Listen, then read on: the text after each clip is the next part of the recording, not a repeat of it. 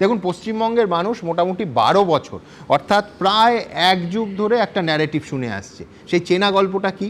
যে কোর্টের নির্দেশে তদন্ত করছে কেন্দ্রীয় এজেন্সি, আর সমস্ত তথ্য প্রমাণ নাকি লোপাট করে দিচ্ছে রাজ্য। এতদিন ছিল রাজ্যের পুলিশ, আজ শুনছি রাজ্যের মুখ্যমন্ত্রী। দেখুন, বছরের পর বছর এক যুগ ধরে কোনো তদন্তের ফাইনাল চার্জশিট হবে না, সমস্ত অভিযুক্তরা পরপর জামিন পেয়ে যাবে, আর মানুষকে শুনতে হবে কোট অ্যান্ড কোট যে রাজ্য তথ্য লোপাট করেছে বলে কেন্দ্রীয় এজেন্সি তদন্ত এগোতে পারছে না। এক অদ্ভুত খেলা। আজ মোহাম্মদ সেলিম বলেছেন যে এই আজকের যেটা হচ্ছে সেটা নাকি দুর্বল চিত্রনাট্য, অর্থাৎ বামেরা এখানে সেটিংয়ের তত্ত্বই দেখছেন। আবার মুখ্যমন্ত্রী আজকে এই যাবতীয় ঘটনাবলীর মধ্যে দাঁড়িয়ে কিন্তু বিজেপি বিরোধী সব দলকে পাশে চেয়েছেন।